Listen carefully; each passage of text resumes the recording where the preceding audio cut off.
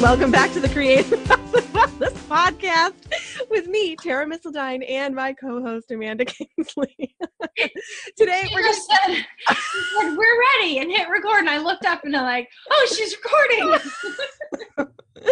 Well, today we're going to take you on a journey, as we always do, and it apparently is going to be a fun one, a little informal, where freedom is cultivated through personal development, where women connect to fuel our futures, and where wealth is created as a byproduct of being well.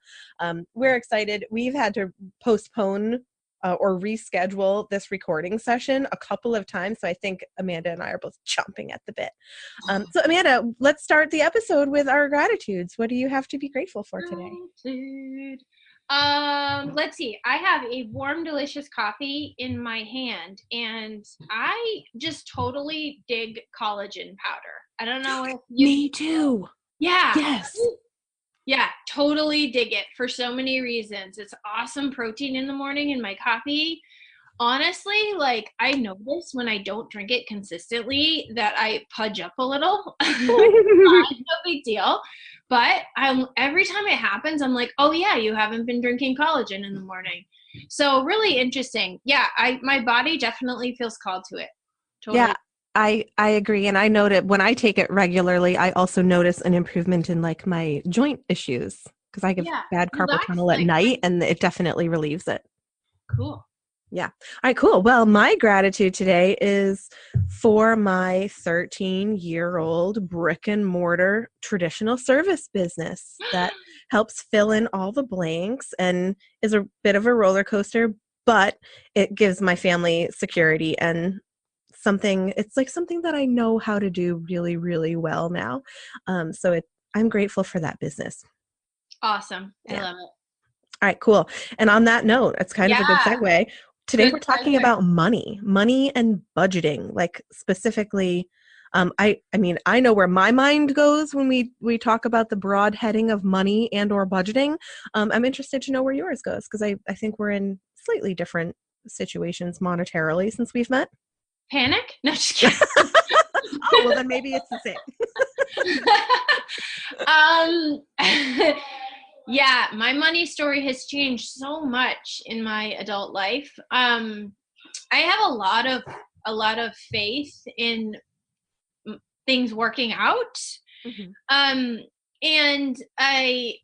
But I also feel like I haven't hit a point in my life where I'm like consistently ahead. And so that's what I mean by panic, is that I do still, and it's not panic, like stress panic. It's more just like, how's it going to work out this time?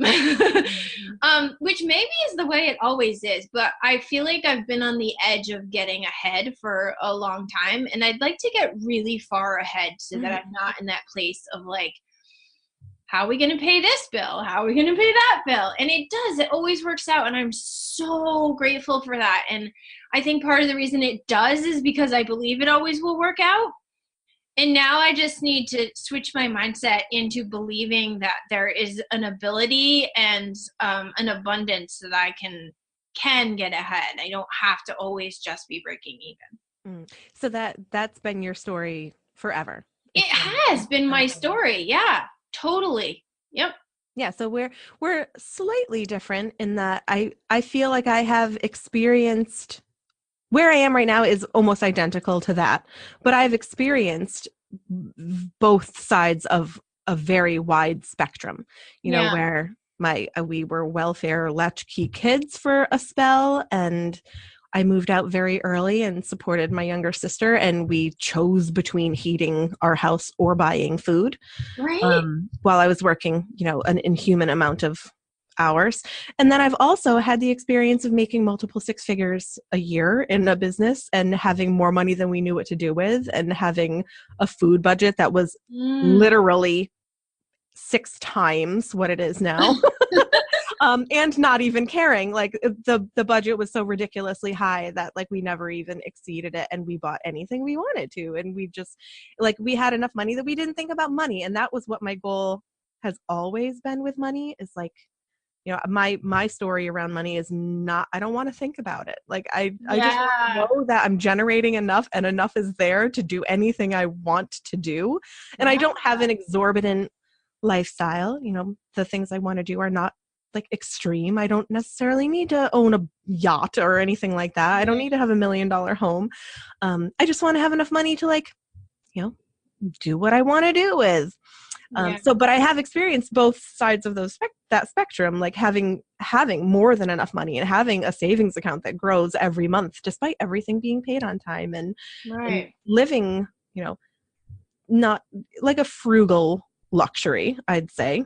You know, I'm always conscious of money, but you know, we didn't have to choose between anything. We could do what we wanted.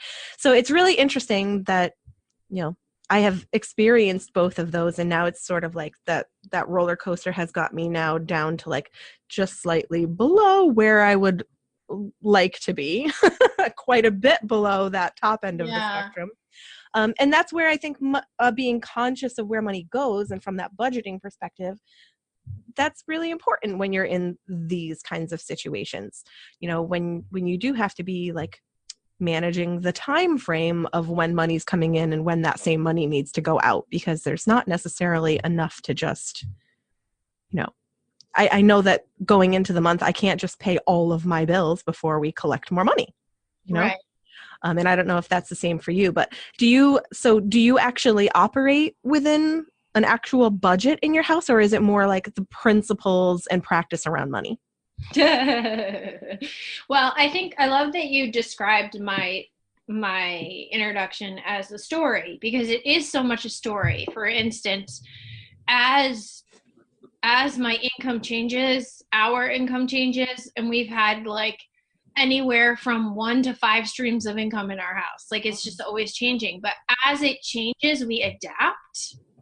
So that always having enough, just enough, is always adapting. You know, like I made more money last month than I've made ever, actually. But there's still, congratulations, interruption. Yeah, but there's still these huge bills that need to get paid. So it's like it's proof to me that it is a story, because as I change, it changes with me, you know, and that I really like that, because I know that then I can move it out of the way with some intention and some work. And I bring this up now because you said you segued into budgeting. And I really do feel like if I learned about money, understood and committed to a budget, and really became much more aware of the ins and outs, that story could change. And I've said that so many times in my life and not done it.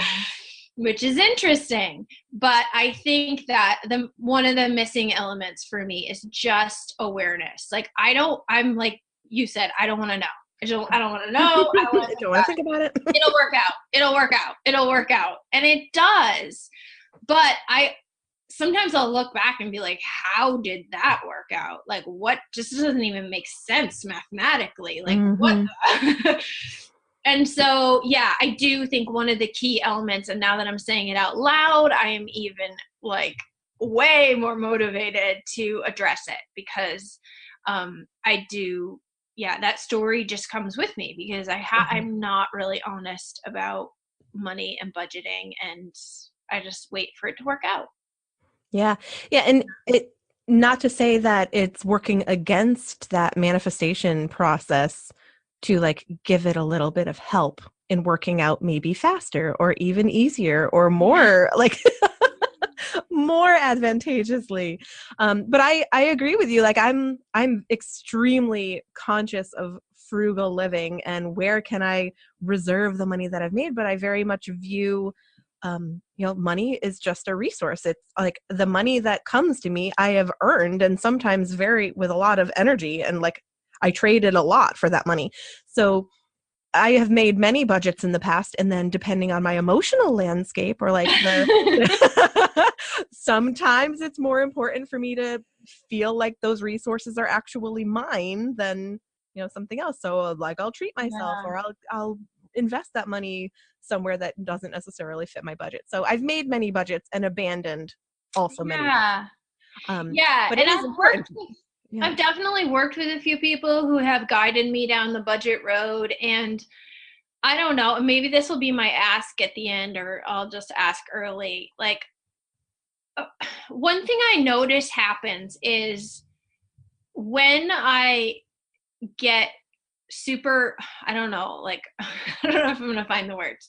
When I really look at the numbers and do think in terms of budgeting and more awareness, I panic. Like, and then it doesn't work out. And so I think that's the thought place I need to get to when that panic comes in, to retrain my brain not to, because when I don't pay attention, this is my story. When I don't pay attention, it works out. When I do pay attention, everything's stressful. Mm-hmm. Right? And so, yeah, that's the place that I need to do it differently this time, is like, do the thought work, the inner work, the deep work to be aware and not have it be stressful, because that's what I've seen in the past. Like, that's my history, and the story that I've attached to is when I pay attention, it's stressful and it doesn't work out. Mm-hmm. When I don't pay attention, everything works out. Yeah, well, because you're keeping it, because you are convinced that paying attention is going to make it not work out. So then your energy is sort of like flowing in that wrong spiral. I feel similarly, like so one of the most transformational experiences I had when it made things worse before it got better. But I was part of a money group with a couple of very dear friends of mine, and we followed this book that it was sort of like a eat the meat, spit out the bones kind of thing, because the author of the book was so not in alignment with all of it was like, oh, well, maybe we shouldn't spend $300 on shoes this month. And we were like, yeah, not at all where any of us are. But the principles were there. And part of it was that we got very, very vulnerably transparent with one another about exactly where all of our debt stood. We did spending diaries for an entire month, and then like shared with the group about where our money actually goes. And I've never been more clear on where money went. But then when I started, creating spending plans instead of like budgets of like capping where I was allowed to spend money, and did a spending plan and made it more of like, here's where I intend to spend money, not like here's where I can't spend money, which is a lot of times the way that I would view budgeting in the past. Like, I can only spend this amount of money. It was like, I'm choosing to spend this amount of money because that's what is going to protect my family and my finances. And then also what really helps me is when I view a certain budget line or a spending plan line as more of a challenge and less of a limit. So I'm like, can I spend even less than that amount of money? Like, can I do that? I think I can do that. Makes me get creative with like our eating, and creative with batching my errands so that I'm not filling my gas tank as much or whatever. But like, I mean, we're talking when I'm like really hardcore trying to, protect the resource of our money. But it always helps me not to think of it as a limit, or like, because then I feel trapped and caged and like, why am I even working if I don't have enough money to like have these essentials met? And it's more of like a challenge, like, hey, can I do this? But that also feeds into my personality type. And there's lots of different personality types, and some actually feed on the clarity. I know that my sister is like that. She's very analytical. That's not me. Yeah, me neither. And so her knowing exactly to the penny how much is coming in, exactly what date things are due to the penny, and having it complete. And my sister is debt free, and she has been for a long time. And like, they also live on one income. Like, she's got a really good system, and she found out what works well for her. But I think that it's really important to know what keeps you in that positive flow state around money. Right. You're absolutely right. It doesn't do any good to be clear and then be sabotaging yourself because your energy is totally blocked around it. Right. Yeah. Yeah. It's so interesting. There's so many, I mean, I would argue that money is the thing, that it has the most layers and the most nuances and the most telling, it speaks so much about who we are. And I one thing that I find super interesting is like, I am such a laid back, happy, go with the flow kind of person. And then when I pay attention or think about money or dig into money, like I completely freak out and like I feel like not myself, you know? And so when I can put those two things in alignment, like magic is going to happen. Absolutely. Absolutely. Right? And it's so interesting. I mean, as a coach, I feel like 100% confident that I could coach someone through this. And and I'm able to self-coach myself through so many things, like everything except money. Well, see, every coach needs a coach for something. And it's so true. Like, this is the place where I'm like, wait a second, all the other places in my life where I'm able to self-coach and get myself out of my own way, like this one is just not working. And so this is a place where I really lean into lots of support because I need a coach for this part. Like, I need other people to help me navigate this because it is so out of alignment with all the other parts, you know? Yeah. And so, yeah, I do feel like I can offer really good support to other people and give them really great tools to navigate this. But then I look at my own life and I'm like, yep. Panic. Panic button. Well, it's funny that you say that because it actually does help bring people out of panic. And I think that's the response that many of us have when we're in this kind of money situation. And most of the people that I know are in a similar situation money-wise to us, especially people that have sort of ambitious, self-driven projects and businesses that they're working on because things are so unpredictable. And it takes a long time of investing in ourselves and something before things materialize sometimes. But there's nothing that is quicker to bring someone out of panic than someone just saying, here's what you need to do. That's pulled me out of panic so many times. Please just tell me what to do. I can't get out of my own way. I know. And then if they tell you and you're like, no, that's not what I'm going to do. You still got your clarity. Mm-hmm. Right? It's like either way, if somebody just helps you, just nudges you like, okay, do this. It still brings a lot of clarity in either direction because you're either going to agree or disagree. And then you're going to have to stand for something instead of just being caught in like the cloud, So you had mentioned that you utilize a lot of resources around this money thing. What are some of the things that you actually do or use to kind of keep yourself in a good space around money? Money mindset things? Yeah. Well, I do go right to my why work and my thought work. So I stick with the same principles. Those are very helpful. And what happens is a lot of times what will happen with the thought work is that I do the thought work, it makes perfect sense, and I apply it. And with money, I seem to do the thought work, it makes perfect sense, and then I step away from the paper and I'm like, application, not so easy.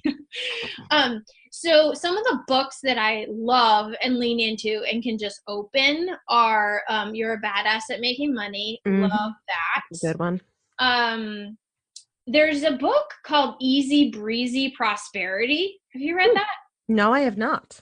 But we'll make a note for the show notes. Actually, as we were talking, it made me want to revisit that book because that was one of my favorite money books. And is that around mindset, money mindset?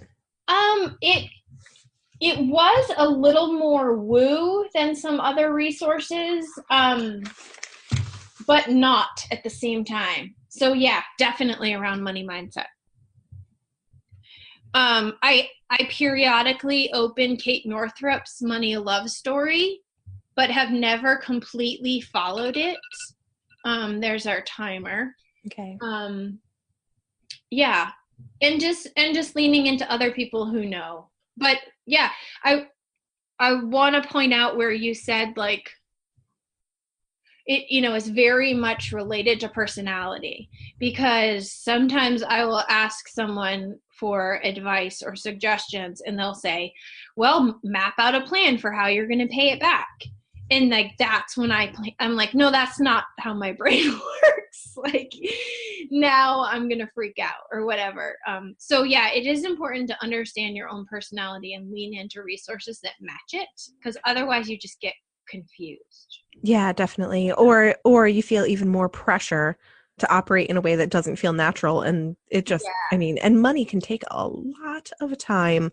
Getting clear on your money and creating new systems for yourself and all of that can be extremely time consuming. Yeah. So I just quickly want to mention a couple of the books that I've also loved. I also love that Badass at Making Money book. That I've read that once. I'm probably going to read it again because I enjoyed it, or maybe get the audiobook. The book that I was referencing a while ago that was sort of the guidebook to that money group. Yeah. It was called The Smart Cookies Guide to Making More Dough. And it actually did give me the template that I still use to this day for creating spending plans. And I would say that was, like I said, the most transformational is creating that money group where you had the accountability and transparency and support. I want to look into that. It was very cool.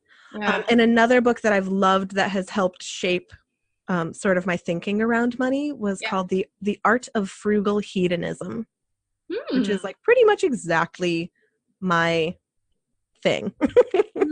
Like I want to feel like I live in the lap of luxury, but I want to do it on like the cheapest plan ever. Pennies on the dollar of luxury. Wow. That's probably not the right book for me. Smart Cookies Guide to Making More Dough. I don't know. That sounds like worth a read. It was fun, and like I said, you like take the bits that work and don't take the rest too seriously, because I have a feeling a lot of it like is kind of SMH moments. Right. Just totally different strata of existence. Okay. But so let's wrap up our episode because we actually already had our timer go, right? We did, and I feel like like this one. I feel like we really barely scratched the surface. Oh gosh, yeah. I mean, I feel like 7 more episodes have opened up onto the docket while we talked. More. Yeah, totally. So what do we want to wrap up our ask? I already gave my ask. Like, I'm just curious about more resources people have that have been helpful. Yeah. Yeah, I'm actually going to second that one, because if you know of a great book or, audiobook or website even that could kind of speak to some of this money stuff, please share it with us and we'll pass it on. Like you or anyone has a sort of like a template for following some kind of money sisterhood or money circle like that.